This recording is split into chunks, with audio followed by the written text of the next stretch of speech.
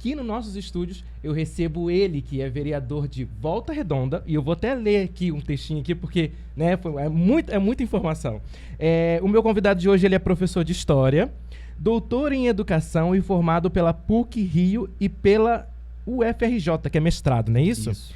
E eu converso então com ele, que é vereador de Volta Redonda, uma das principais lideranças políticas da nossa região, Raoni Ferreira. Muito prazer. Prazer, André. Seja muito bem-vindo. É uma honra estar aqui com vocês. Um abraço para todo mundo aí da UPTV, TVC, Angra. Um abraço para todo mundo que está assistindo aqui o podcast, está acompanhando aí pelas redes. É uma honra estar em Angra, uma cidade que eu tenho muito carinho, né? E não é só carinho pelo turismo, que todo mundo ama Angra pelo turismo, mas eu tenho uma história aqui, tem família aqui, tem pessoas que eu amo muito aqui, amigos muito queridos. É uma cidade das mais importantes para o desenvolvimento industrial, desenvolvimento de energia, né, que a gente tem esse lance da energia, e de movimentação da cultura, do turismo, do lazer, do esporte na nossa região e também do estado do Rio. Muito legal.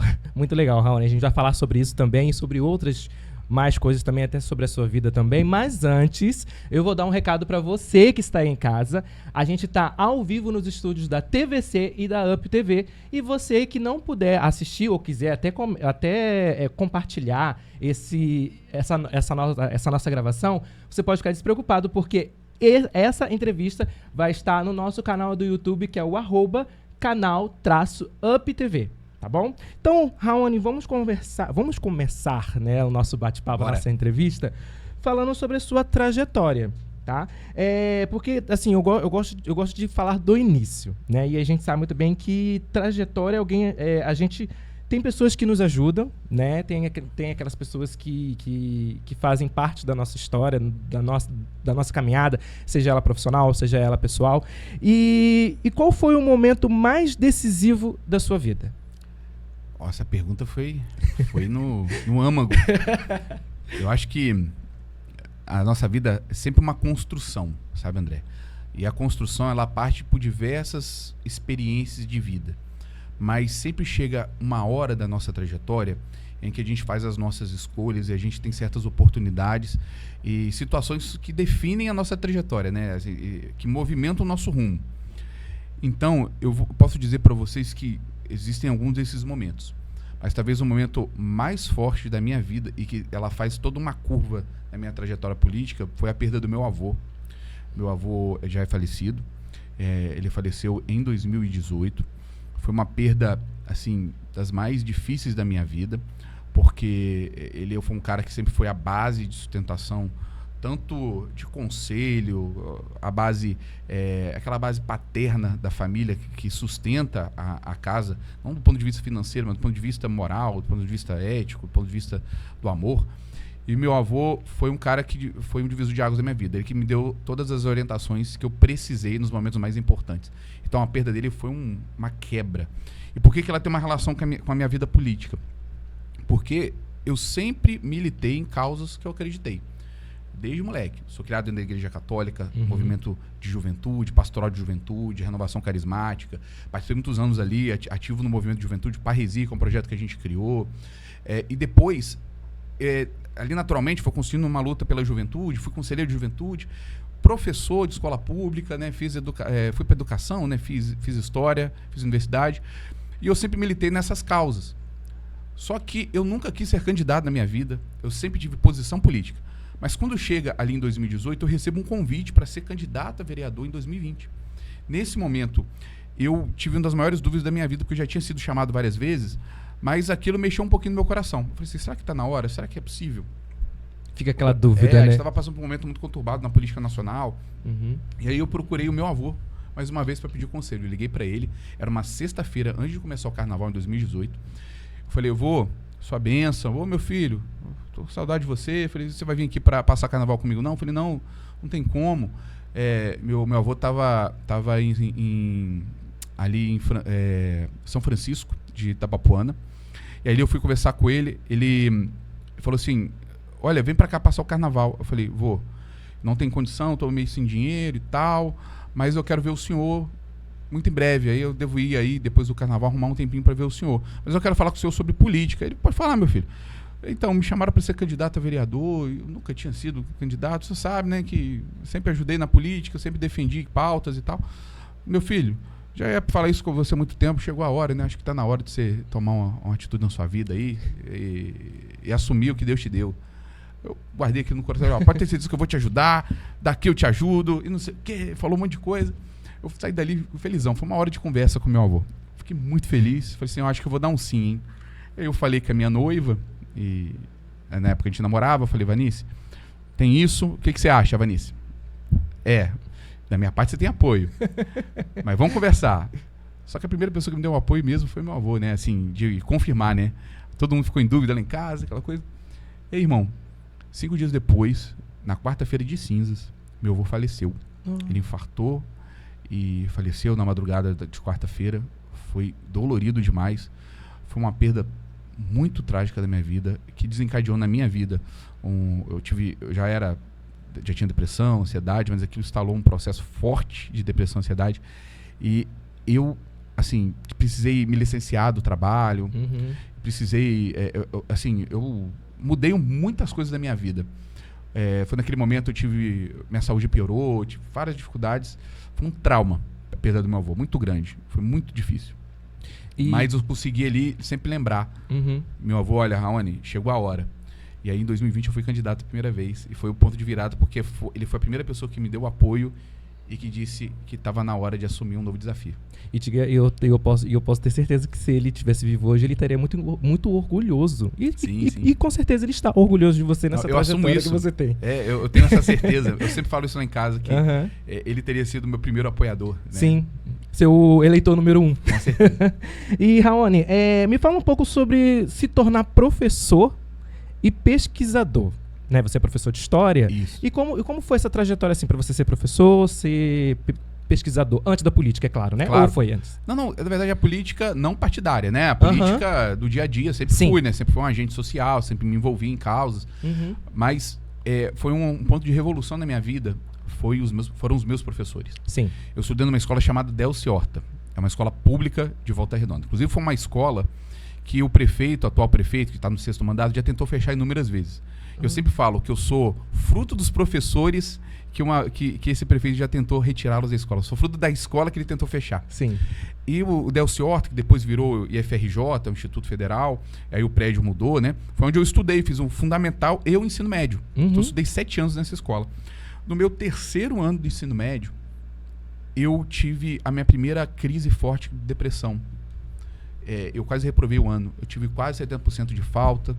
Eu tive problemas gravíssimos de saúde.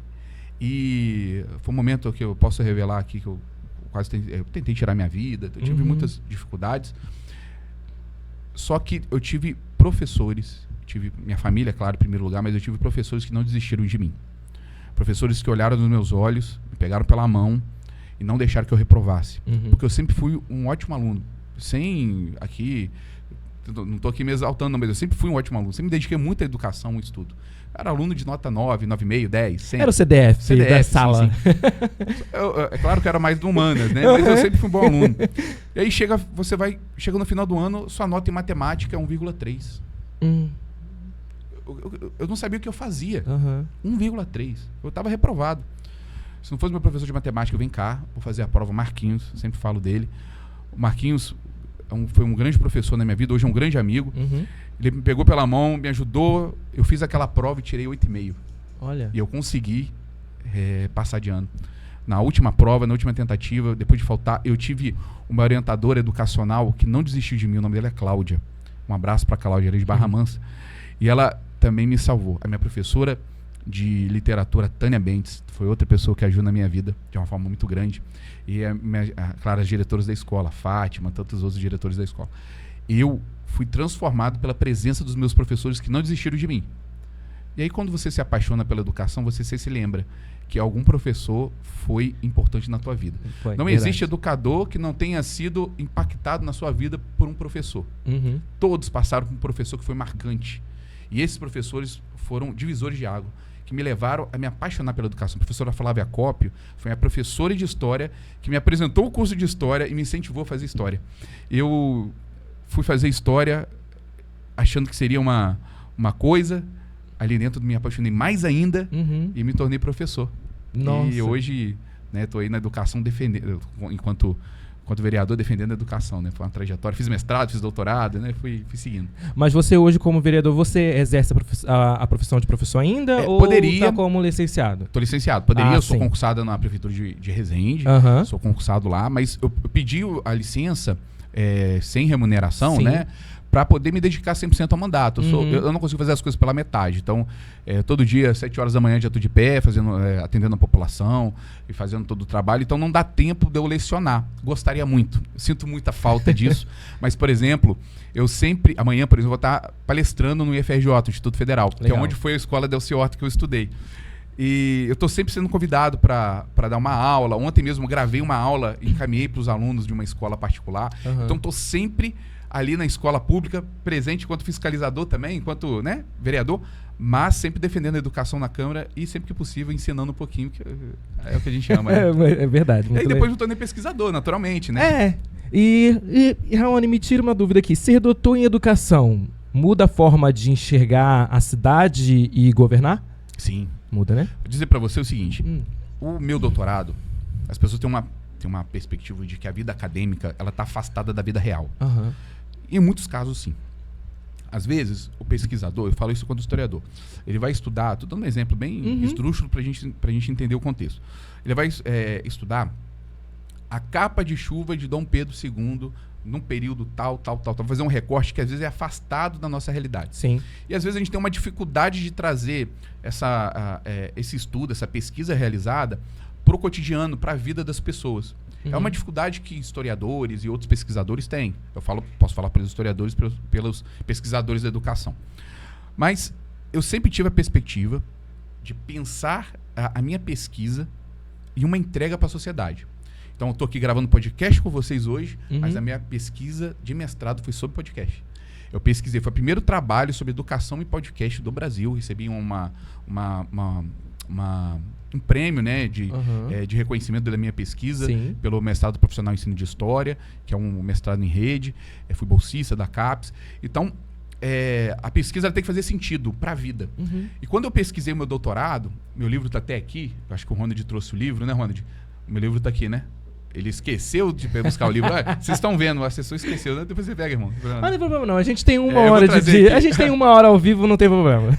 Esse livro chama O Ensino de História em Convergência, foi minha tese. Aí a gente lançou um livro chamado A História em Convergência. Eu pesquiso como a extrema-direita utilizou da narrativa histórica, da ditadura, do período, de várias situações, o nazismo, etc., como esses temas históricos como uma tentativa de narrativa de desconstrução da ciência histórica.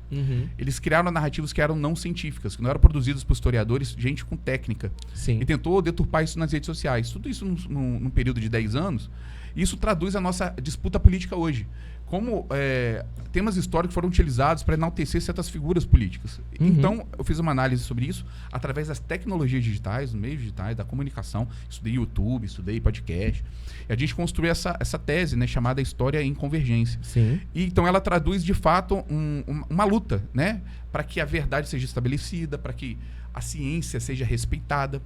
Eu falo da ciência histórica, mas a gente tem outras ciências, né? A gente viu um período que a vacina foi toda desconstruída, a ideia de vacina, você vacinou a vida toda, né? Aí, de repente, por causa de uns malucos, simplesmente todo mundo para de começa a falar mal de vacina por uma idolatria a certas figuras. Então, a gente faz essa pesquisa para mostrar para a sociedade que a ciência é importante. E onde eu vou, eu falo sobre isso. Então, ser pesquisador também fala muito do meu caráter enquanto cientista social, mas, sobretudo, enquanto ativista. Não que a pesquisa é um ativismo político, mas o fato de eu ser um ativista político, pela ciência, em defesa da ciência, me leva a fazer pesquisa que dá um resultado para a sociedade. Então, a gente lançou esse livro, está à disposição, está na venda aí nas melhores livrarias, já esgotou, deve estar voltando já, e a gente vai sortear depois aqui um... Ah, que legal. E você livro. pretende lançar outros livros ou só esse por enquanto? Não, tem mais um... Pode dar spoiler. Posso. É um livro que vai se chamar Educação Transforma Sim. Legal. Educação transforma, vírgula, sim. Para a gente afirmar que o sim de transformação é importante.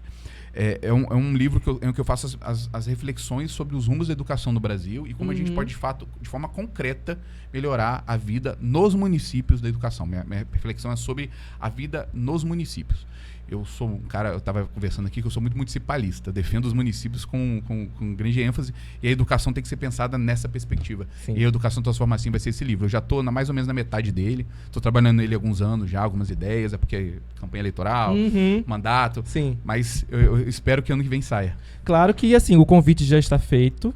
Já vou deixar aqui já de antemão que assim que você lançar um livro, você volta aqui para você contar com mais certeza, cedo, tá bom? Alegria. E eu vou deixar o Raoni um pouco, né, para ele dar respirar um pouco, beber água, e aí eu vou dar um recado para os nossos queridos telespectadores. Para você que está aí, sentadinho no seu sofá, ou assistindo esse novo canal, né, essa nova empreitada da TVC, eu quero dar um recado para você, tá bom? Assim que terminar essa entrevista estará disponível no canal da UpTV no YouTube, tá bom? Então você acessa lá, @UpTV no YouTube, tá bom? E também, para você que está assistindo pelo canal da RJNet, o canal é 20.4 em HD e 199 em SD, tá bom? Então agora a gente vai voltar na nossa entrevista com o Raoni, que ele é professor em História, né? Doutor em Educação, formado pela PUC-Rio e pela UFRJ. É tanta letra que às vezes As siglas das universidades, né? A dicção aqui foi maravilhosa. Aí na Rural você fala UFRRJ. Aí já pulo, não, na Rural. É verdade. Raoni, agora a gente vai falar um pouco sobre política. Claro. Tá? No caso, você já está no seu segundo mandato, né? Você foi reeleito com a votação triplicada. E o que explica esse crescimento do seu primeiro mandato, né, para esse segundo?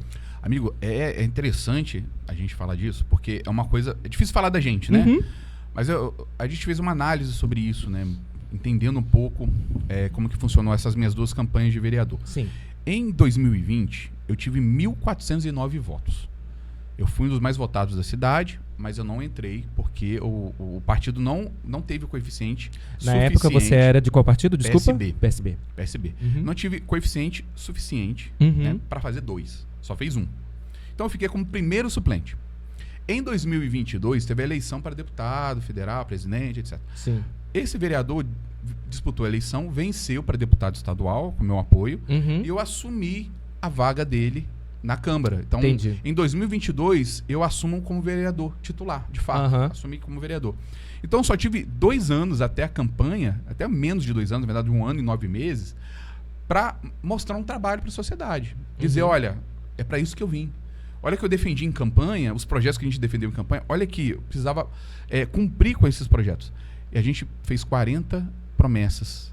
O político adora falar de promessa, né? Mas promessas que a gente cumpriu. Os 40 projetos que a gente defendeu numa cartilha, que a gente defendeu na campanha, nós cumprimos 39. Uma só não foi possível porque, do ponto de vista constitucional, o vereador não poderia fazer aquilo. Então, eu não consegui aprovar esse projeto na Câmara. Mas os 39 projetos que a gente defendeu ali, dos 40, a gente conseguiu cumprir praticamente 99% deles, né? Faltou só um que a gente não conseguiria fazer isso porque era o pré-vestibular social. Então, eu não poderia criar isso através de lei. A gente não conseguiu emenda parlamentar para fazer esse projeto, mas esse é um projeto que em breve a gente vai tentar abraçar. Já tem algumas conversas para fazer cumprir, né? Sim. Mas isso naquela eleição de 20... primeiro mandato. Sim. Depois, os nossos projetos de segundo, nós já cumprimos todos. E Raoni, quais foram os maiores desafios? Eu não contei. Eu tive 1.409 votos. Sim. Quando a gente chega na eleição de 2024, eu tive 4.474. Então aí que vem... A gente triplicou. Sim. Sem recurso financeiro, porque minha campanha foi muito simples, né? Só que a gente foi foco em 2 coisas. Trabalho, que tive 2 anos para mostrar o meu trabalho, defender as pautas que eu acreditava. Eu trabalhava incessante. Por isso que eu não consegui dar aula, porque eu estava de segunda a segunda nas ruas, segunda a segunda no gabinete atendendo e resolvendo os problemas da população. E a população soube reconhecer isso, né? Eu sou um vereador de oposição, mas uma oposição responsável. Então, eu sempre trabalhei em prol das pautas que eu defendi, que eu defendi em campanha. Eu não posso ser contra o que eu defendi em campanha. Se eu falei na campanha que eu seria independente, como que eu me alio ao prefeito quando eu entro? E eu não fiz isso, eu segui o que eu prometi. Como que eu não defendo a valorização dos profissionais da educação, professores, os profissionais da rede que trabalham no administrativo, que são auxiliares de educação, cuidadores?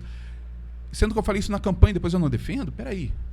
Então, como eu consegui cumprir com tudo o que eu prometi, o resultado veio. E uma segunda questão também é que naquela campanha de 2024, isso eu posso revelar para vocês, foi muito difícil. Uhum. Antes de começar a campanha, eu tive uma pneumonia. Eu tinha chegado de Brasília, eu fui conseguir alguns recursos do governo federal para Volta Redonda. Foi a viagem que eu consegui uma creche em tempo integral para Volta Redonda, que está sendo construída no bairro Belmonte. Uhum. Ela já está sendo em construção, é um projeto do PAC Seleções, junto com o governo Lula, o deputado Lindbergh, que me ajudou muito. Quando eu voltei, na sexta-feira, eu cheguei, eu já estava meio doente, meio gripado. E aí, eu fui me piorando no final de semana. Chegou no domingo, eu passei muito mal de manhã. Fui levado para o hospital. De noite eu fui internado. Eu fui direto para o CTI. Nossa. Eu tive uma pneumonia muito grave, que ela se tornou uma sepsemia. Então eu fiquei com uma infecção generalizada. E eu fiquei uma semana internado no CTI e em 2 dias à beira da morte. Então eu quase morri mesmo, quase fui a óbito, com os órgãos parando, a infecção que tomou meu corpo, assim, eu fiquei muito mal. Uma das pessoas que me salvaram está aqui do meu lado, que é o Eco, meu grande amigo, e a minha esposa Vanessa. As 2 pessoas que agiram. O Eco, porque eu estava em casa sozinho, a Vanessa estava saindo da mestrado, ele mora perto da minha casa. Uhum. Aí a Vanessa ligou para ele, Eco, vai lá buscar o Raoni, leva o Raoni para o hospital. O Raoni desmaiou, não sei o que, ele me pegou, me levou para o hospital, carregado, né, Eco? E levou para lá, eu fui atendido e minha vida foi salva ali. Que o médico falou que se eu tivesse ido no outro dia, eu já não resistiria mais. Nossa. Então, eu saí de lá inchado, muito mal. Eu saí pesando 135 quilos. Hoje eu tenho 102. Perdi mais de 30 quilos. E aí, cara, era sair e que tinha começado a campanha eleitoral. Eu não tinha fôlego, literalmente, para falar. Uhum. Eu saí tomando muito medicamento, repouso total. Eu só fui fazer campanha, faltando 10 dias para a eleição. Nossa. Então, eu foquei muito em estratégia de rede social, muito em estratégia de entrega do que a gente já tinha feito. E a gente, lá o pessoal comenta muito isso, Raoni, era para você ter tido muito mais. E hoje, parando para pensar realmente, porque eu só não tive mais voto, porque o candidato não conseguia estar na rua pedindo voto. Ele estava doente, estava se recuperando. Eu agradeço muito aos meus assessores, muito à minha equipe, as pessoas, meus amigos, que foram para minha família, que foram para a rua pedir voto para mim, sabendo das minhas limitações. Quando eu não podia falar, eu tinha 5, 10 voluntários falando através das redes, no WhatsApp, pedindo voto para mim e mostrando o nosso trabalho. Então, muito obrigado a todo mundo que me ajudou. Então, eu tenho uma resposta para te dar. Eu acho que fez a gente triplicar foi trabalho, entrega de resultado e a população também amadurecer compreendendo o trabalho de um vereador. O mérito não é só meu, o mérito da população que e se identificou nas nossas questões, mas que soube avaliar o que um político pode entregar para ela enquanto resultado. Eu acho que eles fizeram isso bem. Muito legal. E Raoni, me tira uma dúvida. Nessa sua caminhada política e tal, teve algum momento ali, você, não sua equipe, mas teve algum momento assim que você sentou e falou assim, vou desistir da política? Passou assim pela sua cabeça algum momento, ou quando você estava como suplente, depois você sumiu, e agora no seu segundo mandato, teve esse pensamento ou não teve? Teve, sim. A eleição, acho que se não me engano, foi 5 de outubro, alguma coisa assim. Fiquei muito feliz no dia 5 de outubro com a reeleição. Essa reeleição de 2024. Muito feliz. Pulei na piscina, não podia. Não, eu pulei na piscina, levei um esporro da minha esposa. Mas assim, eu fiquei muito feliz com isso, mas ao mesmo tempo muito triste. Então, nos dias seguintes, eu entrei numa depressão profunda. Mesmo depois, eu nunca revelei isso pra ninguém. Mesmo depois com a vitória. Porque eu tava muito mal de saúde, sabe? E aquele era o momento que eu precisava cuidar de mim. E as pessoas que eu ajudei ao longo desse processo, da política, teve muita gente que deu pernada, né? Eu descobri nessa eleição de 2024 que uma das pessoas que eu mais admirava, que eu mais ajudei, né? Eu não tenho problema de falar isso, que eu estou muito decepcionado, preciso que as pessoas saibam, foi o deputado Jari. O deputado Jari foi o cara que eu apoiei 2 vezes para vereador, 2 vezes para deputado estadual. sem pedir R$1 em troca. Eu nunca trabalhei na assessoria dele, eu nunca ganhei R$1 nem para pagar uma gasolina do carro para fazer carreata. Eu sempre tirei do meu bolso, porque eu sempre fui aquele cara militante. Eu acredito num cara de esquerda, o cara que defende minha cidade, que tem uma relação ali de proximidade, eu chego com uma demanda e tal. Então eu tive essa relação com ele. Quando eu descubro que ele não ia me ajudar em nada naquela eleição, que eu estava com muitos problemas de saúde, que eu não conseguia pedir, e que ele não pediria nenhum voto para mim, que ele não me ajudaria, foi uma decepção muito grande. Porque eu não cheguei para ele e fiz um acordo político. Nunca fiz acordo. Eu esperava gratidão. Se em 4 eleições eu ajudei a ser eleito deputado estadual, me candidatando a federal para dobrar com ele, por que ele não, no momento que eu mais precisei, ele viu que eu estava mal no hospital, ele chegou a me visitar no hospital. Por que ele viu que eu estava mal, doente, e ele não estendeu a mão para me ajudar?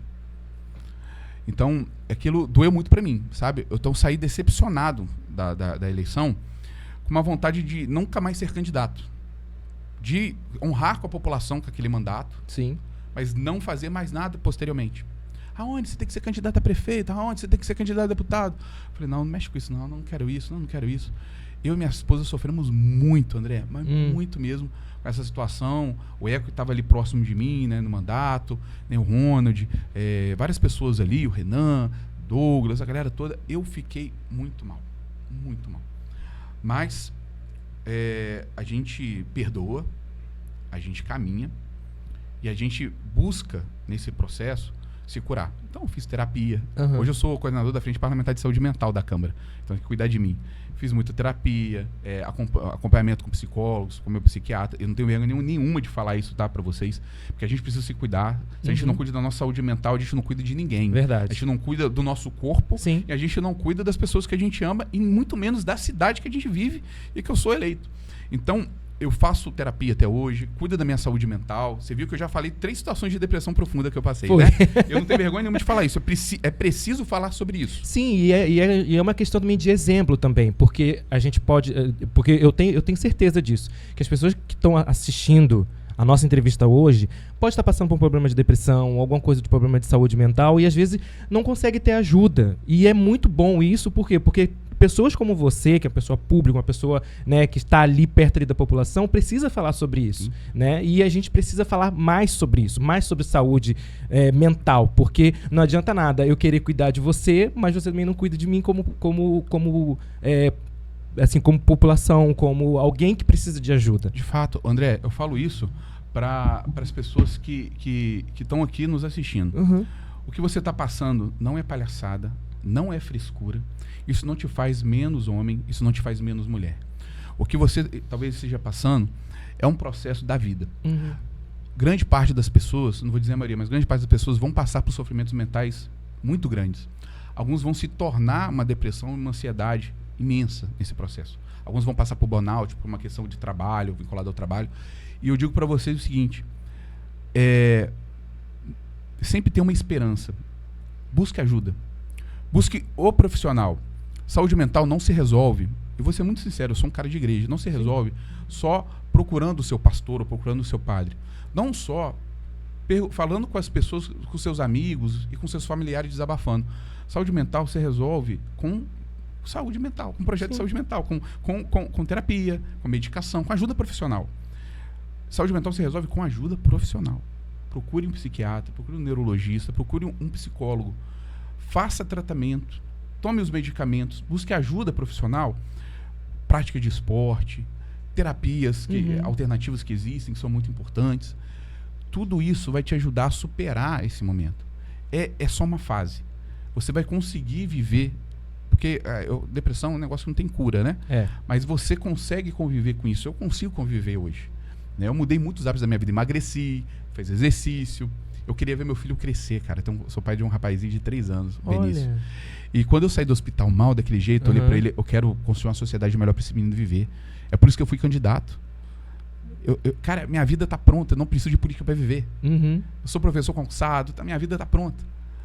Mas a gente precisa de causa na nossa vida, causas, né, que nos levam, que nos dê esperança. Então, certas coisas da nossa vida, elas nos puxam. E essa esperança me ajudou nesse processo de tratamento, né, da minha saúde mental. E eu falo para você que está aqui, não desista, procura ajuda.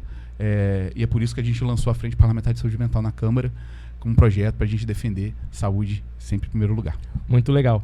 Raoni, hoje o que mais precisa melhorar em Volta Redonda, já que você é vereador eleito de lá, o que precisa melhorar em Volta Redonda? Tá, vamos falar de uma questão. Eu poderia falar de educação, sou professor e tudo mais. Poderia falar de saúde mental, vários problemas. Mas eu quero tocar num ponto que eu acho que vai traduzir para todos os municípios do estado do Rio de Janeiro, inclusive aqui em Angra dos Reis.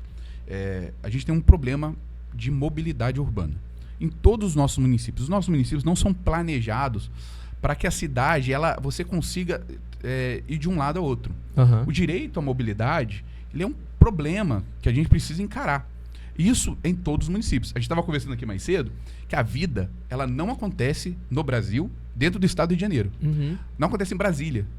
Não acontece nas disputas do Congresso Nacional. Ali se discute muita coisa que vai afetar a gente, claro. Mas a nossa vida acontece dentro da cidade. Sim. Política vem de quê? Vem de polis. Polis significa cidade do grego. E a vida, a política, como a gente entende, ela começou dentro da cidade.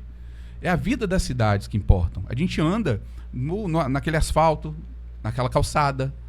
É o postinho de saúde do nosso bairro que nos atende quando a gente está doente. É o hospital público ali do município que vai atender quando a gente precisa de uma internação. É a escola pública ali do seu bairro, que você leva o seu filho. É a creche que você deixa a sua criança. A gente é na sua rua que tem iluminação. Ninguém mora no estado do Rio de Janeiro. A gente mora em Angra dos Reis, na rua tal, X, número tal. É ali que a gente mora. Então, se a gente precisa pensar em mobilidade. E qual é o maior problema de mobilidade no Brasil hoje? Transporte coletivo. Verdade. Eu sou coordenador da Frente Parlamentar do Tarifa Zero. Eu sou um grande defensor do Tarifa Zero. Eu acho que o presidente Lula está lançando esse projeto em nível nacional.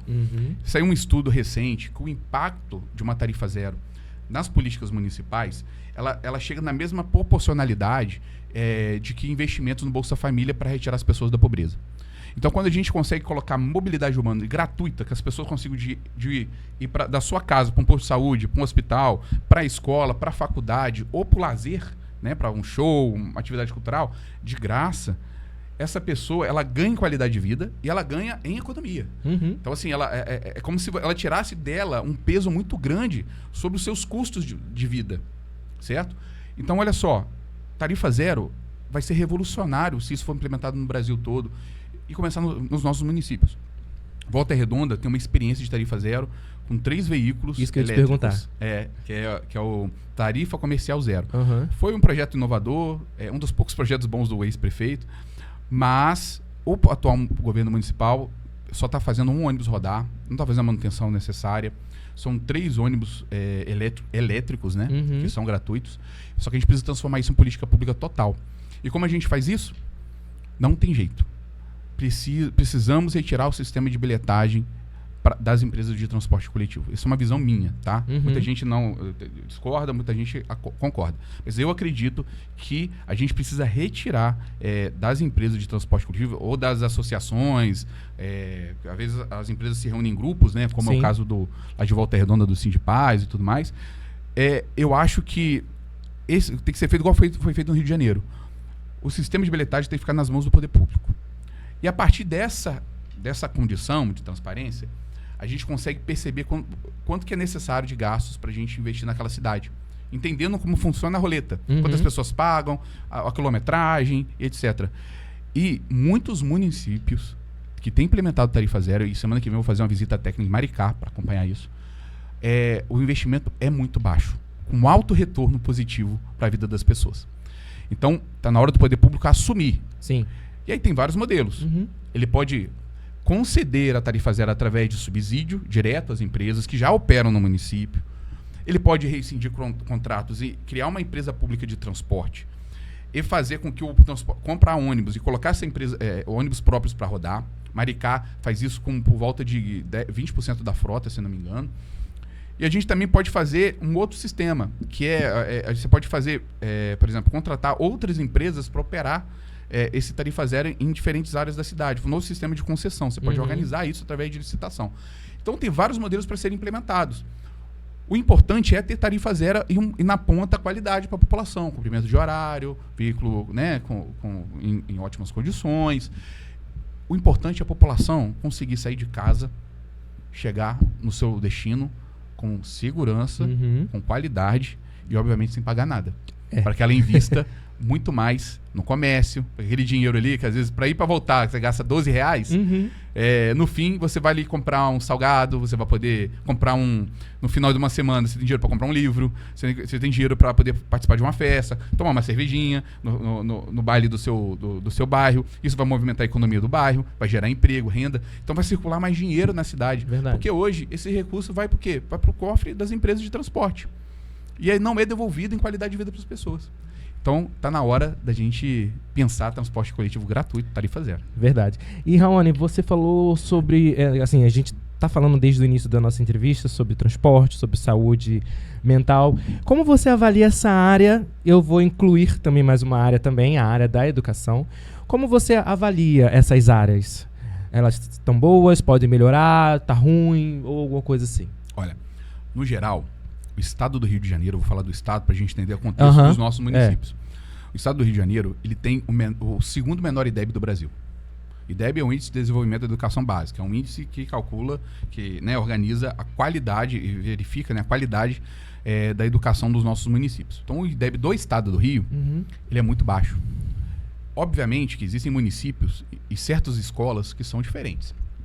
Você chega em Volta Redonda, tem escolas lá que são nota 7, 7,5 no IDEB. Você vai chegar aqui em Angra, eu não sei exatamente quais escolas, mas vai ter escola com uma qualidade maior. Inclusive, Angra valoriza os seus profissionais muito mais do que outras cidades. Estou dizendo que é o ideal, mas já é melhor do que muitas cidades, né? Então, os grandes desafios da educação, no todo, eu coloco 3 pontos. Primeiro, valorização dos profissionais da educação. Não existe em nenhum Brasil que tenha IDEB superior a 7 que não se tenha um investimento massivo na valorização desse profissional. Alguma forma de valorização. Piso do magistério sendo pago, plano de carreira, cargos e salários. Tudo isso está articulado à qualidade de ensino. Você vai no Ceará, você vê isso. Você vai lá em Pernambuco, você vê isso. Então, existe uma valorização do profissional. Se existe a valorização profissional, o ensino já tem grande chance de ser de ótima qualidade. Porque aí você, professor, deixa de dar aula em 2, 3 matrículas, vai dar aula naquela escola com mais tempo, está sendo bem valorizado, vai atrair bons profissionais para dar aula naquela rede, vai ter que ter concurso público, né, tudo isso. A segunda questão para melhorar a qualidade do ensino são a infraestrutura das escolas. E parece um discurso que qualquer político falaria. Mas eu quero trazer a seguinte reflexão para vocês. O Cortella, ele diz o seguinte, que a escola ela é o paraíso. É onde você vai para comer, onde você vai para... é o espaço, melhor lugar de socialização. Você vai, sei lá, comida de graça. Tem amigos. Você joga bola. E ainda aprende, cara. É inacreditável o que é a escola, É um né? combo, é um combo. Exato. Só que aquele jovem, ele não pode chegar na escola e ver o retrato da sua comunidade.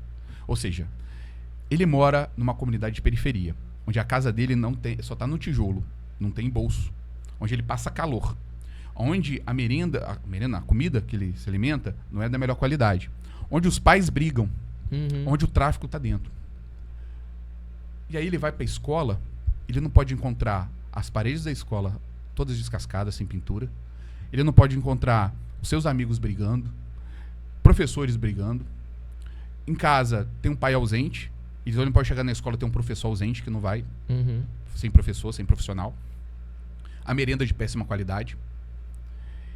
Então, se a escola é esperança, é um lugar de criação de esperança, de realidade, ele tem que ser totalmente diferente da nossa relação, né, com a sociedade. Então, a escola tem que ser um ponto de esperança.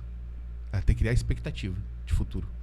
Para que ele veja que é possível, que fora da realidade dele, que é muito difícil, existe esperança.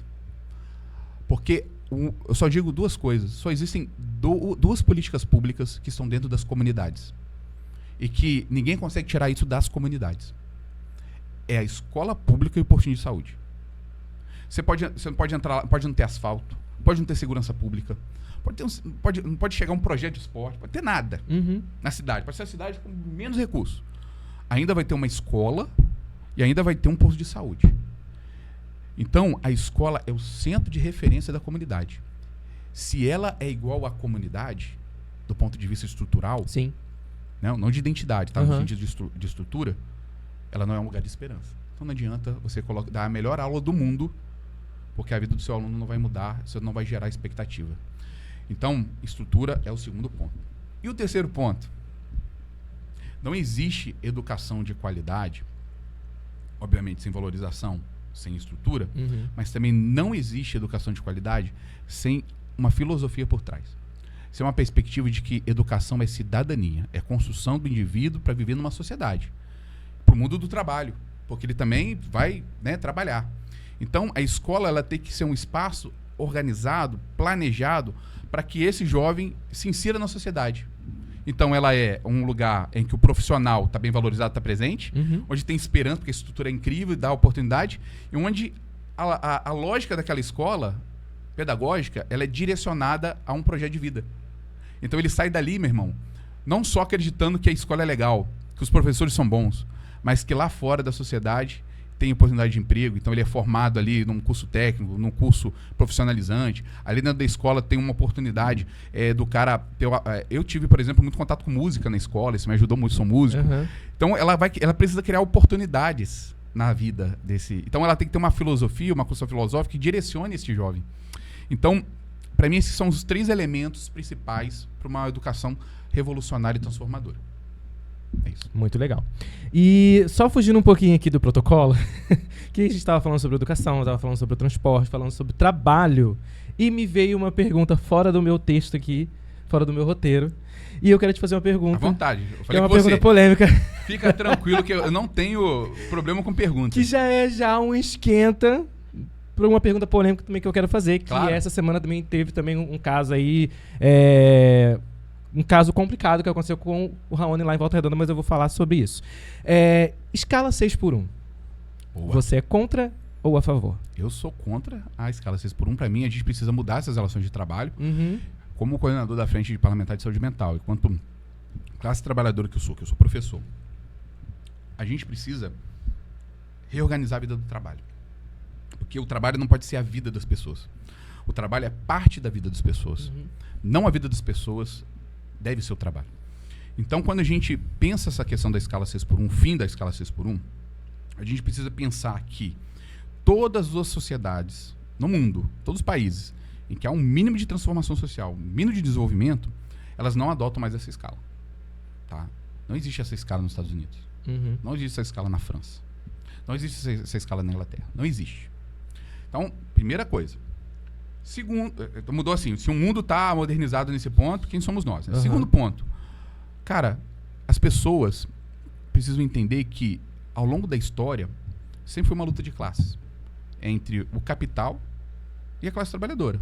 E aqui estou sendo bem marxista na relação, eu sei que é mais profunda do que isso, existem outras análises, mas na perspectiva marxista existe o capital e existe o trabalhador, beleza? Existe uma luta de classes ali, constante. Nada foi de graça na nossa vida. Ninguém falou assim, olha aqui, ó. Getúlio falou assim, ó, vou dar o salário mínimo para vocês. Tá. Ah, olha só, vou valorizar vocês, né? Vamos dar férias, remunerar. Não foi assim. Sempre foi pautado através de greve, de manifestação. Você acha que as empresas iriam abrir mão, por exemplo, do trabalho infantil? Se a sociedade não colocasse isso como um valor. Infância é um valor pra gente fundamental. O ECA, a Constituição e tal. Mas isso, cara, há 50 anos atrás não era isso, não. Então, meu irmão, a gente precisa pensar que essa é uma luta constante. Então, essa é uma reivindicação da classe trabalhadora. Mais de quase 70% da população quer adotar o fim da escala 6x1. E você acha que, caso seja aprovada, isso vai prejudicar o Brasil, a economia lá na frente? Absolutamente não. Todas as experiências apresentadas empíricas, tá? São pesquisas, né, já realizadas no mercado. Todas as empresas que adotaram um sistema de produtividade, né, baseado na escala 5x2, por exemplo, ela foi benéfica para a empresa. Ou seja, os funcionários trabalhavam com mais qualidade, com maior entrega. Se você tem a perspectiva de que o final de semana é seu, o sábado e o domingo, por exemplo, ou quando é num shopping, um domingo, uma segunda, e assim vai, você tem perspectiva de tempo para lazer, a sua vida muda, a sua relação muda com o trabalho. Se você sabe que você pode passar mais tempo com quem você ama, você trabalha para que você tenha recursos para poder viver. Não sei se você já ouviu aquela frase. Olha, antigamente não tinha dinheiro, eu tinha muito tempo, mas não tinha dinheiro. eu não conseguia fazer nada. Hoje, eu tenho dinheiro, mas não tenho tempo para fazer nada. Papo de mãe e de vó, certo? Mas isso é uma realidade. Então, as pessoas não podem trabalhar, ganhar o seu recurso e não curtir a vida. Não aproveitar os seus. Como que essa pessoa vai dizer aí, e tem muita gente falando, usando as igrejas, né? Com essa narrativa, olha, a palavra de Deus diz que o trabalho dignifica o homem. E, claro, ninguém está dizendo que vai parar de trabalhar. Não é isso. Agora, qual é a dignidade que a gente quer viver? Se dignificou o homem, qual é a dignidade dele? A dignidade de amar os seus, passar o tempo com os seus, ver os seus filhos crescerem, se divertir, poder amar, passear, e além de tudo isso, você ainda movimenta a economia. Quanto mais tempo do trabalhador com espaço para poder investir os seus recursos, isso é melhor para a sociedade. Então, não é um retrocesso, é um avanço, inclusive para o modelo capitalista. Que não é o mesmo modelo capitalista de 50 anos atrás. Então, a gente precisa trazer essa reflexão. O fim da escala 6x1 é urgente, vai mudar a vida das pessoas e vai mudar as relações de trabalho para o bem das empresas e do trabalhador. Essa é a lógica. Sim. Quem está indo contra isso, já, assim, acha que essa pessoa precisa do F5 urgente. A galera sabe o que é F5? Tem gente que não sabe. É melhor explicar o que é F5. F5 é atualização, tá, gente? Da minha geração de computador, que não era celular, a gente apertava F5 para atualizar, né? Acho que agora, hoje, eu não sei o que a galera aperta para atualizar. Roda o feed.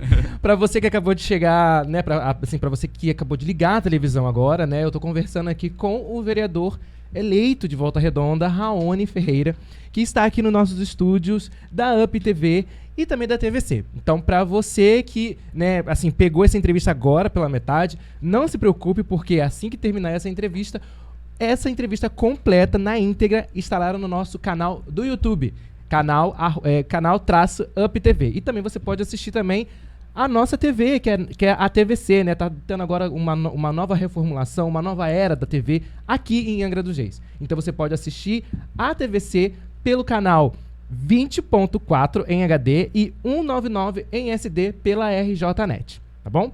Raoni, vamos para outra polêmica, que eu falei que eu tinha duas polêmicas. Essa da escala 6x1. A galera vai entender também esse meme. Mamilos. Polêmicas.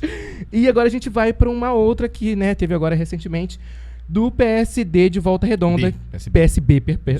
PSB de Volta Redonda, que entrou na justiça para tentar tirar a cadeira né, no caso do seu mandato, né?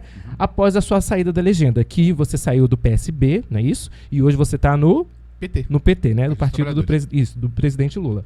Existe entendimento em que o sistema proporcional, o mandato, pertence ao partido e não ao candidato. Por outro lado, você afirma que a sua saída teve anuência nacional e classificou essa ação como uma tentativa de cassação de política. Eu quero ouvir de você, tá? O microfone está aberto, você pode falar o tempo que for preciso, tá? De uma forma direta, o que de fato aconteceu nessa situação toda. Olha, como eu disse, eu estava muito cansado de política. Política eleitoral, né? Fazer eleição foi muito desgastante. No entanto, eu fiz um processo de amadurecimento, de reflexão, e eu vi que era momento de alçar novos desafios. Então, tem pessoas que já se vincularam a diversos partidos ao longo da vida. Eu sempre fui do PSB. Mas chegou uma hora que eu senti um convite, né? Recebi um convite do próprio presidente Lula, do Lindbergh, da Gleisi Hoffmann, para me filiar ao Partido dos Trabalhadores. Então, eu fiz um processo de transição muito madura. Foi mais de um ano nesse processo. De conversa com todos os dirigentes partidários do PSB, em nível municipal, estadual e nacional. Todo mundo sabia da minha vontade e da minha organização para a saída do PSB. Fiz isso de forma muito madura, honesta, olho no olho. Eu conversei com todos os envolvidos. Quando chegou na época da desfiliação, que eu precisava me filiar ao Partido dos Trabalhadores, eu fiz o pedido ao presidente nacional da sigla, João Campos, prefeito de Recife e pré-candidato ao governo de Pernambuco, que me autorizasse a sair do partido sem a perda de mandato, utilizando o dispositivo da Emenda Constitucional 111, que ela permite que qualquer membro do partido com mandato se desfilie desde que haja uma carta de anuência. Essa a emenda constitucional 111, ela é nova, ela é de 2021, e ela está em uso hoje no Brasil, todos os partidos fazem isso, né? Para autorizar pessoas a mudarem de partido. Eu fiz esse pedido. Que é a janela partidária, né? Podemos não dizer necessariamente. assim. Não, a janela partidária, ela já permite àquele parlamentar fazer isso no período de um mês. Ah, sim. Ele pode fazer isso sem perda de mandato, dependendo de onde ele esteja. E não é obrigado a ficar naquele partido a vida toda. Mas fora da janela partidária, é necessária essa carta. Entende? Entendi. Então eu fiz o pedido, a direção nacional do partido, foi assinado. O PSB e o PT são partidos parceiros, históricos. E nesse acordo nacional, foi assinada a minha carta, né, para que eu me desfiliasse do PSB, me filiasse do Partido dos Trabalhadores sem perda do mandato. Pois bem, eu fiz isso, avisei, todo mundo sabia disso, né? O município, a instância municipal do partido, e o deputado Jari, que é o líder do partido em Volta Redonda, eu falo líder do partido porque todos os membros da executiva são assessores dele. São assessores ou nomeados ou já foram assessores nomeados na LERJ. Ou enquanto ele era vereador. Todos eles fizeram esse movimento para que eu não saísse do PSB. E não era porque gostam de mim ou porque queriam que eu permanecesse. Porque eu sou pré-candidato a deputado estadual. E esse deputado é deputado estadual. Então, eles não queriam que eu fosse candidato. Porque eu no PSB é fácil eu não ser candidato, é só eles não deixarem. Mas eu, conversando ali, tentando sair amigavelmente, fizeram esse movimento. Segundo, porque o suplente do PSB hoje, quem entraria, por exemplo, se eu for eleito ou se eu for cassado, eventualmente, porque isso não vai acontecer, é um assessor do Jari, que foi candidato em 2024. O suplente é assessor dele nomeado na LERJ. Então, são duas coisas que eles ganham, né? Me tiram da pré-candidatura estadual e eles colocam um assessor deles para ser vereador. Então, na verdade, é uma tentativa de manutenção do poder. Né? Na verdade, é um golpe rasteiro. E lembra no início do podcast que eu falei que eu ajudei ele muitos anos? Sim. Foram 4 eleições que eu ajudei. São 4 eleições ajudando ele a ser eleito, sem pedir nada em troca. E o que está sendo feito é uma ingratidão muito grande. Porque quando eu falei com ele que seria candidato a deputado estadual, eu olhei nos olhos dele e disse que seria. Eu não tinha nenhum acordo, nenhuma relação com o Jari política mais. Em 2024, eu não fui o vereador dele. Ele teve a vereadora dele, que é a vereadora Gisele, que foi eleita junto comigo pelo PSB. Então, quando eu faço esse movimento de saída, é um movimento acertado, conversado, dialogado. Eles não queriam. Mas eu conversei com o presidente nacional e está tudo certo. O que eles estão tentando fazer agora é dar uma tapetada. Só que eu vou ser sincero, o que a gente faz diz sobre nós mesmos, né? Então, o que eu fiz, toda a minha relação de transparência, de ser verdadeiro e sincero, eu fiz olhando no olho de cada um. Então, isso diz sobre mim. Agora, a rasteira, etc., diz sobre eles, não sobre mim. Eu estou muito tranquilo. Vou defender isso na Justiça Eleitoral. Eles entraram com um processo agora, né? E aí eu vou defender junto com os meus advogados, vou mostrar a carta de anuência e isso não vai dar em nada. Existe a possibilidade de você perder mandato, alguma coisa do tipo, mesmo tendo todas essas provas? Não tem. Tudo, né? Não tem porque é uma emenda constitucional, né? 111 está na Constituição que membros de partidos que tenham mandato, desde que a anuência do partido, possam se desligar da legenda sem perda de mandato. Essa é uma disputa jurídica ou política? É jurídica, né? Ou jurídica é as duas. As duas, eles né? entraram com a ação na justiça. Mas, na verdade, é uma tentativa de tentar queimar meu filme, né? Mas, assim, não adianta, porque, olha, para a população, quando você defende a cassação de um parlamentar, que seja porque ele roubou, que seja porque ele fez algum ato de corrupção, que ele fez alguma coisa que foi contra o que você acredita, algo assim, ele está no partido de esquerda e defendeu uma pauta muito extrema de direita, por exemplo, que é a infidelidade partidária. Ou se aquele cara se envolveu em algum outro esquema, algo que seja antiético, que seja, né, errado, imoral. Eu não fiz nada disso. Eu estou sendo cassado simplesmente porque o deputado quer colocar o seu assessor. Então eles não têm prova contra você? Nada. Provas assim que possam tipo assim, olha, aqui ó, isso daqui você não percebeu, isso aqui eu vou colocar. Não, eles na ação judicial, tá lá, escrito, que eles nem argumentam essa questão da carta, eles só dizem, o Raoni se filiou ao PT mesmo não podendo. Só isso que eles falam. Mas eu posso porque existe a legislação que permite, existem os documentos comprobatórios disso. Entende? Então, na verdade, é uma tentativa política, de desgaste, mas eu acho que o tiro virou contra eles, porque está muito mal essa relação, assim, porque não é um pedido de cassação por improbidade, por algum erro. É só colocar o assessor dele, que é meu suplente, no lugar. Só isso. E tem coisa mais nojenta do que tentar dar uma rasteira para se auto-beneficiar? É muito complicado. Bom, vamos mudar um pouco o ar, né? Vamos respirar um pouco mais. E para você que está aí, mais uma vez, estamos aqui nos estúdios da TVC Angra, pela Up TV, e entrevistando o vereador Raoni Ferreira. Raoni, mudando um pouquinho de política, agora para algo, vou dizer assim, muito mais interessante, sobre o seu livro. Eu não sei se o pessoal da produção tem o livro aí. Daí trouxe aqui. Livro A História em Convergência. Deixa eu ver se tá focando aqui. História em Convergência é o seu primeiro livro, né, Raoni? Isso. Como professores combatem a desinformação em meio à onda negacionista. Gente, a minha dicção, só Deus. E vamos falar um pouco sobre esse livro? Vamos? Bora. O que te motivou a escrever esse livro? Olha... É lógico que você me contou um pouquinho... Você me Sim. contou um pouco nos bastidores antes de você entrar lá, mas me fala mais sobre esse livro. Ele é uma continuidade da minha pesquisa de mestrado, que eu fiz na UFRJ. Uhum. Lembra que eu falei que eu pesquisei sobre podcast? Sim. O podcast foi uma mídia que eu pesquisei. E no meio da pesquisa sobre podcast aparece uma discussão mais forte sobre como os professores produzem conhecimento, como eles produzem material digital, né? Conhecimento para as mídias, para as redes sociais. Então, eu criei uma tese na qual a gente tem três grandes circularidades, né? Que são 3 espaços de produção de conhecimento tradicional: a universidade, a escola e o espaço público. Todo conhecimento é produzido entre eles ou dentro desses espaços. Conhecimento científico. O espaço público, através, você é jornalista, né? Os jornais produzem conhecimento, informação. Então, é uma pessoa que escreve um livro, alguém que fala na política, ou que vai, pega um microfone na praça e fala. Tem vários métodos de se produzir conhecimento no espaço público. A universidade, os professores, as pesquisas. E a escola, que é um espaço de aprendizado, né? A escola é um espaço tradicional de produção do conhecimento. É um berço, né? Exato. Só que existe um espaço que passa por todos os outros espaços, que está mediado a todos os outros espaços, que é o espaço digital. E aí, espaço digital é bem amplo, né? Um conceito, né? Mas todos eles estão nessa relação com esses 3 espaços tradicionais. Eles rompem as barreiras, porque a internet chega na universidade, está dentro da escola, está dentro do espaço público. A gente está aqui fazendo exatamente essa convergência. Eu estou falando de um conhecimento produzido na academia, sim, da minha experiência dentro da escola, porque eu falei, né, enquanto professor. A gente está falando de conhecimento do espaço público, porque a gente está falando de algo que vai chegar à população, jornalismo, você está fazendo uma entrevista e tal, através dos meios digitais.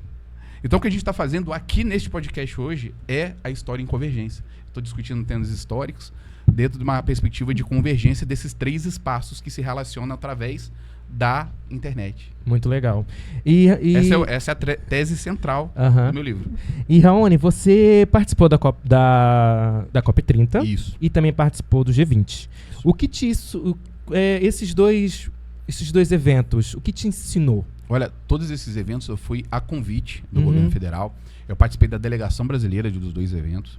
São eventos internacionais, né? O G20 foi o encontro das 20 maiores potências do mundo e a COP 30 foi esse debate sobre, né, as ODS, sobre as questões ambientais, lá em Belém do Pará. Então, fui representando a minha região. Você participou de todos os dias ou só de... Uma semana na COP. Sim. A COP ela durou 2 semanas, mas eu participei só, na verdade, 5 dias. O Ronald está aqui, foi comigo. Sim. A gente enfrentou a Airfry, que é Belém. Não é só quente, é úmido, né? É vapor, é Amazônia, né? Então foi, nossa, rapaz, o negócio é brabo lá, mas foi uma experiência fantástica.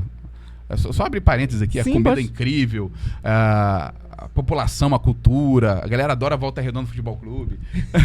Lá tem muito tem a conflito entre Paysandu e Remo, né? E a gente chegou lá com a camisa de Volta Redonda, a gente foi ovacionado, a galera adora, a gente adoraram. Foi um negócio muito legal. Mas foi uma oportunidade de discutir os problemas públicos que nós temos na cidade de Volta Redonda, poluição, CSN, inclusive nos jornais. Inclusive, eu apareço eu faço um protesto ao vivo na Globo, na Globo News. né? Eu falo uma plaquinha lá falando sobre o problema da CSN ao vivo. Nossa. E gerou um bafafá que chegou em Brasília, nas empresas, né? E deu uma repercussão. Exatamente. Né? Tá aqui pra causar, né, irmão? É verdade. Se não for pra causar, então nem... É isso daí. Eu nasci pra isso, né? Pra defender as causas. Eu tenho que causar. E, Raoni, falamos sobre G20. Esqueci de falar, desculpa. Eu representei a delegação brasileira no stand foi um debate internacional, me convidaram, né?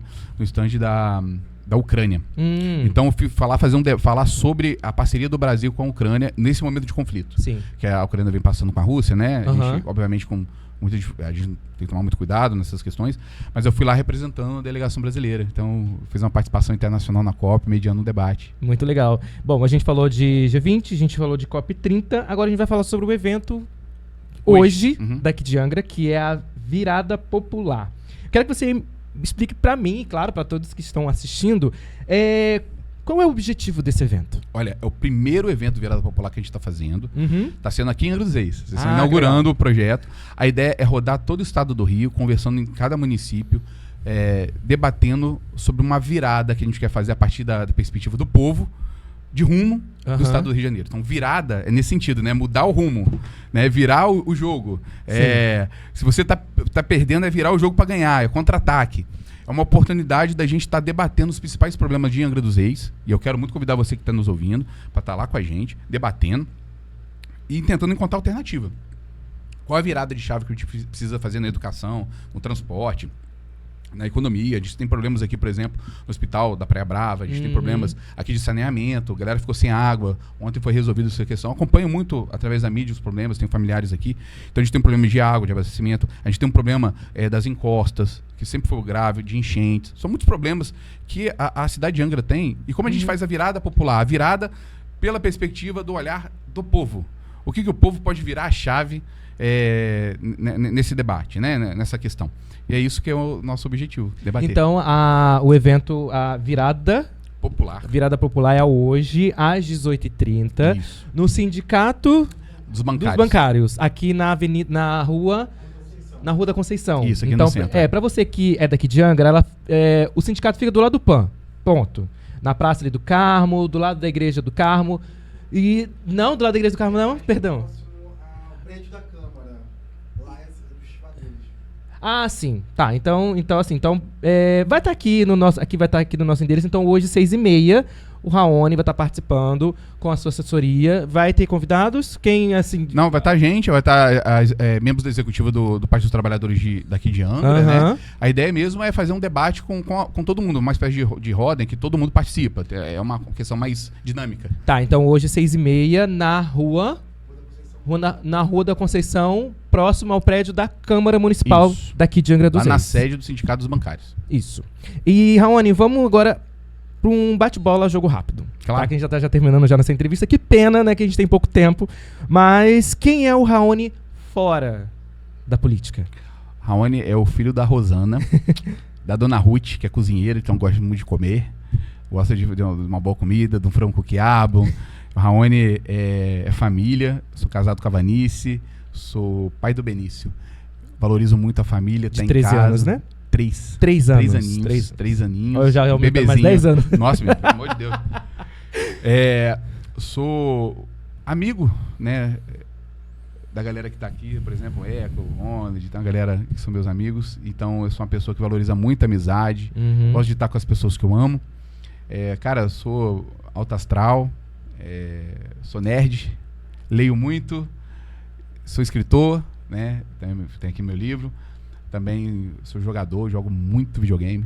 Ah, tá. Não, porque eu pensei que você ia falar agora jogador de futebol, porque eu já ia te encaixar já nos jogos dos jogos esportivos que a gente tem aqui. Vocês estão fazendo transmissões legais, Eu gosto muito de jogar videogame, assistir série, filme. Eu sou um cara que gosta de estudar muito. E gosto muito de passear com a minha família, conhecer lugares novos. Eu sou uma pessoa comum, que estou num cargo público para representar pessoas comuns. Você falou de série, tem alguma série que você gosta, assim, que você quer indicar para os nossos telespectadores? Cara, pra quem quer conhecer um pouco das dinâmicas do poder do Brasil, crime organizado. O que eu vou começar a assistir agora é Os Donos do Jogo, né? Eu já assisti. Eu já assisti. Inclusive, já vai ter já uma segunda temporada esse ano. Diz que vai ser que é incrível. Eu ainda não comecei, tô esperando pra começar, porque aí eu assisto junto com a minha esposa. Mas agora eu tô assistindo Demolidor, Renascido, Born Again, tô assistindo The Boys, loucura, né? Exatamente o que tá acontecendo nos Estados Unidos. Né? A cara dos Estados Unidos. Tô assistindo aí a última temporada de The Boys. Cara, eu tô assistindo... Eu gosto muito de mangá, anime. Agora eu tô assistindo a Jornada pro Além, da Frieren. Uma Jornada pro Além, que é um anime sobre uma elfa, maga e tal, que passa... É uma dinâmica bem filosófica, que ela passa vários anos da vida dela, mais de 1000 anos, ela vai convivendo com as pessoas, perdendo essas pessoas, e ela é muito desconectada da sociedade por causa dessa relação do tempo dela que é diferente da nossa, ela vive mais tempo do que a gente. E conta um pouco dela, como ela se aproxima das pessoas, cria os relacionamentos. Cara, é um negócio bem filosófico, bem interessante. Então eu assisto de tudo que você imagina. Da parada mais histórica, da parada mais cult e também uma questão mais de anime, né, de ação. Eu sou um cara bem eclético. Música, eu sou músico, gosto de fazer bagunça. Você é músico de repercussão ou de instrumento de sopro? Instrumento de corda. Eu sou violonista, guitarrista, baixista. Olha, que legal. Canto também. Ou desencanto, depende depende de quanto cerveja eu tomei. E, assim, eu tô falando mais do Raoni humano. O que te preocupa hoje como cidadão? Cara, me preocupa muito... enquanto cidadão mesmo, a segurança pública. De não me sentir seguro nas ruas, nos lugares. A gente tem que ficar olhando o tempo todo para a nossa volta. Isso é muito preocupante, né? A gente perceber que a gente pode estar à mercê de qualquer ato de violência, em qualquer hora, em qualquer lugar. Isso é preocupante pra caramba. A gente tem que fazer algo sobre isso. E qual o sonho que ainda quer realizar? O Raoni quer realizar? Cara, coisa minha, né? Eu tô me preparando, tô estudando. Meu objetivo é passar num concurso para dar aula na Universidade Federal. Eu quero ser professor universitário. O FRJ. O FRJ, um ENF, o ERJ. Onde tiver oportunidade para dar aula na Universidade Pública, Federal, né, ou estadual. Eu tenho vontade, isso é uma meta profissional. Porque política não é profissão para mim. É serviço. Sim. Mas a profissão mesmo é ser professor. Muito eu legal. Quero dar esse passo. E Raoni, a última pergunta pra gente encerrar, uma pena. Que legado você quer deixar para... Aqui no meu texto aqui tá para a cidade, mas eu quero falar mais a questão humana para a população. Olha, que as pessoas podem acreditar na política como uma solução para os seus problemas. Não existe solução para os problemas reais do Brasil sem a política. É muito difícil pensar isso porque estamos todo mundo decepcionado com as relações. Mas não tem outro caminho. Ou é através da política, ou vai ser através da política. Mas pela política feita por pessoas que a gente não acredita. Então é melhor a gente fazer a política acontecer do que deixar ela acontecer. Muito legal. Raoni, muito obrigado. Tamo junto. Pela entrevista. Foi um prazer te entrevistar. É minha primeira entrevista. Então, Maneiro. Pô, você entrevistou super bem. Então é um prazer enorme, tá? E também a nossa estreia também do nosso programa Conversa em Foco. Você é o nosso primeiro convidado. E eu quero convidar você também e a você que tá aí em casa assistindo esse podcast a assistir o próximo Conversa em Foco. Quando que vai ser? Só Deus sabe. Mas vai ser breve. Mas segue o canal, né? Vai ser logo. Isso. Assiste o canal que você vai saber. Isso, segue. Assim, se você ainda não é inscrito no canal da Up TV, já se inscreve logo, tá bom? Que a gente tem muito conteúdo, a gente tem muito material pra gente postar lá. E você também, que é assinante da RJNet, mantenha aí o seu canal ligado no 20.4 em HD e no 199 em SD. Eu sou o André Oliveira e esse é o Conversa em Foco. Te espero no próximo. Até já.